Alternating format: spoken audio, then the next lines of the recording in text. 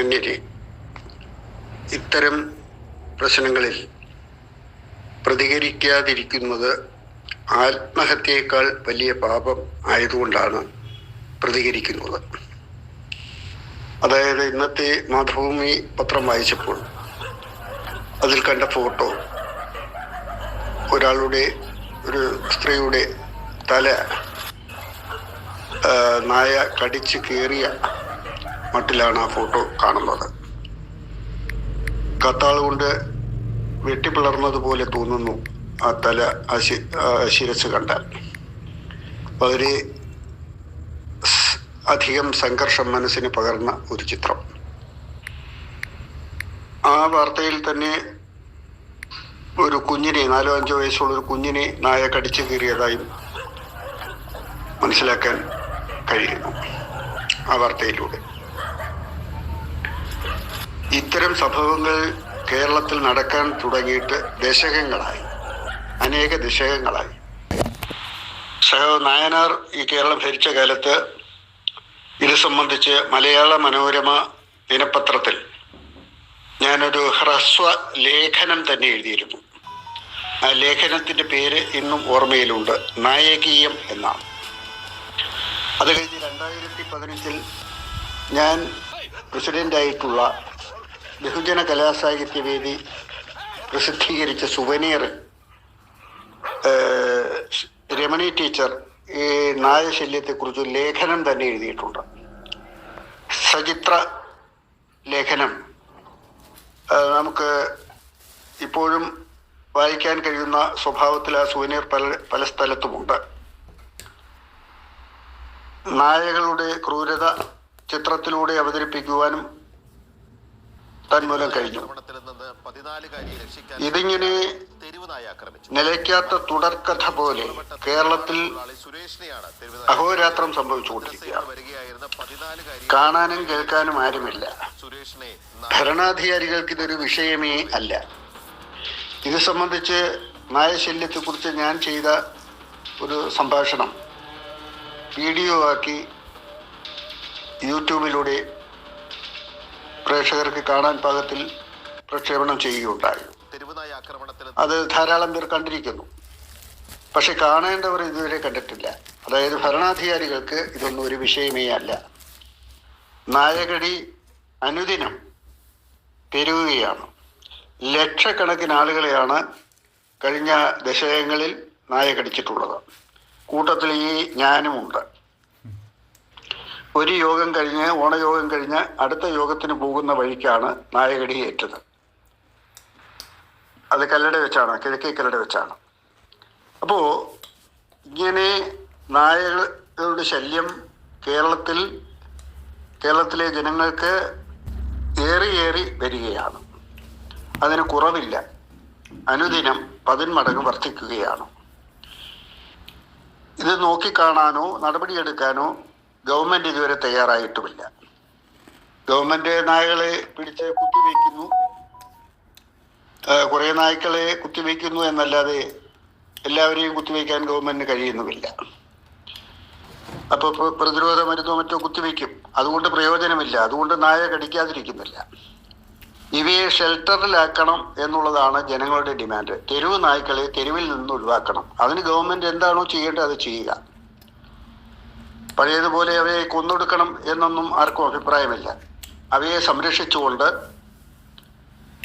സംരക്ഷിക്കാനുള്ള സംവിധാനം സർക്കാർ ഒരുക്കി വംശവർധന തടയാനുള്ള കുത്തിവയ്പ്പുകൾ നടത്തി ഇതിൻ്റെ ശല്യം, തെരുവ് നായ്ക്കളുടെ ശല്യം ഒഴിവാക്കണം. ഇത് അടിയന്തരമായി ചെയ്തേ തീരും. 2 ദിവസം മുമ്പ് കണ്ട ഒരു പത്രവാർത്തയിൽ കൊല്ലം കോർപ്പറേഷൻ തെരുവ് നായ്ക്കളെ ഷെൽട്ടറിലേക്ക് മാറ്റാൻ തീരുമാനിച്ചു എന്നൊരു വാർത്ത കാണുകയുണ്ടായി. വളരെ സന്തോഷം പകരുന്ന ഒരു വാർത്തയാണത്. ഏത് പാർട്ടി ഭരിച്ചാലും ശരി, നന്മ ചെയ്താൽ അത് നാം അംഗീകരിക്കണം. തിന്മ ചെയ്താൽ ഏത് പാർട്ടിയായാലും ചോദ്യം ചെയ്യണം. അതാണ് ജനാധിപത്യത്തിൻ്റെ പ്രത്യേകത. അപ്പോൾ കൊല്ലം കോർപ്പറേഷൻ അങ്ങനെ ഒരു തീരുമാനമെടുത്തത് ശ്ലാഘനീയമായ കാര്യമാണ്. കൊല്ലം പട്ടണത്തിൻ്റെ വീഥികളിലൂടെ നടക്കുന്നവരിൽ ഒരാളാണ് ഈ സംഭാഷണം നടത്തുന്നത്. അവിടെ തെരുവ് നായ്ക്കളുടെ ശല്യം കൂടുതലാണ്. അപ്പോൾ അതുകൊണ്ട് അവിടുത്തെ ജനങ്ങളെ സംരക്ഷിക്കുവാൻ കോർപ്പറേഷൻ എടുത്ത തീരുമാനം നടപ്പിലാക്കുമെങ്കിൽ അത് തീർച്ചയായിട്ടും പ്രശംസാർഹമാണ്. തീരുമാനമെടുത്തതുകൊണ്ട് മാത്രം കാര്യമില്ല, പ്രായോഗിക തലത്തിൽ അത് നടപ്പിലാക്കണം. എങ്കിൽ മാത്രമേ അതിന് അർത്ഥമുള്ളൂ. നമ്മുടെ സുപ്രീം കോടതി ഇപ്പോഴും ഇത് സംബന്ധിച്ചുള്ള വാദം കേട്ടുകൊണ്ടിരിക്കുകയാണ്. അന്തിമ വിധി വന്നതായി കാണുന്നില്ല. അചിരേണ അതുണ്ടാകും എന്ന് നമുക്ക് പ്രതീക്ഷിക്കാം. ഇപ്പോൾ ഈ ഭരണാധികാരികളെക്കാൾ പലപ്പോഴും ജനങ്ങളുടെ സുരക്ഷ ഒരുക്കുന്നത്, ജനങ്ങളുടെ സുരക്ഷയ്ക്ക് വേണ്ടി പ്രവർത്തിക്കുന്നത് കോടതികളാണ്. അതുകൊണ്ട് ഈ ഭരണഘടനാ ശില്പിയെ നമുക്ക് അഭിനന്ദിക്കാതെ തരമില്ല. ഭരണാധികാരികൾ കണ്ണയക്കാത്ത പ്രദേശങ്ങളിൽ, അവരുടെ നോട്ടം മനഃപൂർവ്വം എത്തിക്കാത്ത സ്ഥലങ്ങളിൽ കോടതി നിരീക്ഷണം നടത്തി വേണ്ടത് ചെയ്യുന്നു. അത് നല്ലൊരു കാര്യമാണ്. ഇപ്പോൾ നമ്മുടെ കേരളത്തെ സംബന്ധിച്ച് മാത്രമല്ല, ഭാരതത്തിൽ ഒട്ടാകെ നായ്ക്കളുടെ ശല്യമുണ്ട്. ഇത് കേരളത്തിൽ മാത്രം ഒരു വിഷയമായി ചുരുക്കി കണ്ടുകൂടാ. ന്യൂഡൽഹിയിൽ വെച്ച് 2015 തെരുവിൽ നായ്ക്കൾ അലഞ്ഞു നടക്കുന്ന നിരവധി തവണ കണ്ടിട്ടുള്ള ഒരാളാണ് ഞാൻ. 2015 അതിന്ന് അതിൻ്റെ വർധന ഉണ്ടായിട്ടുണ്ടെന്നല്ലാതെ കുറയാൻ സാധ്യതയില്ല. അപ്പോൾ അതുകൊണ്ട് ഇന്ത്യ ഒട്ടാകെ ഉള്ളൊരു പ്രതിഭാസമാണിത്. എല്ലാ ഗവൺമെൻറ്റുകളും, സംസ്ഥാന ഗവൺമെൻറ്റുകളും ഇക്കാര്യത്തിൽ ജാഗ്രത പുലർത്തേണ്ടതായിട്ടുണ്ട്. പ്രത്യേകിച്ചും ത്രിതല പഞ്ചായത്തുകൾ, അവർക്ക് അത്തരം നടപടികൾ എടുക്കാൻ ആവശ്യമായ നിർദ്ദേശം അതത് സംസ്ഥാന ഗവൺമെൻറ് നൽകണം. കേന്ദ്ര ഗവൺമെൻറ് ഇക്കാര്യത്തിൽ ജാഗ്രത പുലർത്തേണ്ടതായിട്ടുണ്ട്. കേരളത്തിലെ ഗവൺമെൻറ് പല നല്ല കാര്യങ്ങളും ചെയ്തിട്ടുണ്ടെങ്കിലും ഇക്കാര്യത്തിൽ കാണിച്ച ഉദാസീനത അപലപനീയമാണ്. കഴിഞ്ഞ 10 വർഷമായി ഈ കേരളം ഭരിക്കുന്ന നമ്മുടെ സർക്കാർ ഈ ജനങ്ങളെ ബാധിക്കുന്ന ഈ പ്രശ്നത്തിൽ, ഈ വൈഷമ്യത്തിൽ വേണ്ടത്ര ശ്രദ്ധ, ജാഗ്രത പുലർത്തിയിട്ടില്ല എന്ന് പറയേണ്ടി വരുന്നതിൽ ഖേദമുണ്ട്. പക്ഷെ അതൊരു വസ്തുതയാണ്. അതുകൊണ്ട് എല്ലാ ത്രിതല പഞ്ചായത്തുകളും കൊല്ലം കോർപ്പറേഷന്റെ മാതൃക സ്വീകരിച്ച് തെരുവ് നായ്ക്കളെ തെരുവിൽ നിന്ന് ഒഴിവാക്കാൻ വേണ്ട സംവിധാനം ഒരുക്കണം.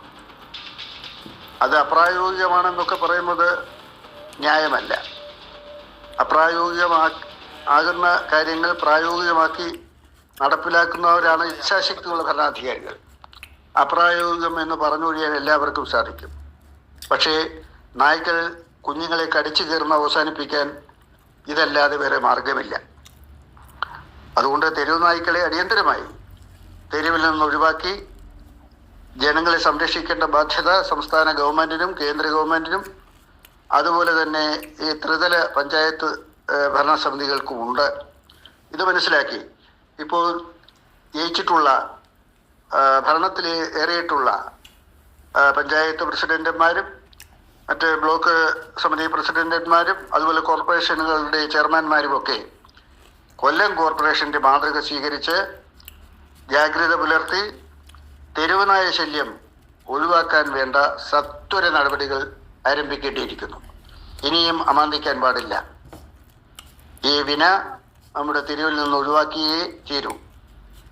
അതുകൊണ്ട് ഇച്ഛാശക്തിയോടെ ജനങ്ങളുടെ നന്മയ്ക്ക് വേണ്ടി കക്ഷിഭേദമന്യേ നടപടിയെടുക്കുവാൻ ഗവൺമെൻറ്, എല്ലാവിധ ഗവൺമെൻറ്റും ശ്രദ്ധിക്കേണ്ടതാണ്, കേന്ദ്ര ഗവൺമെൻറ് ഉൾപ്പെടെ.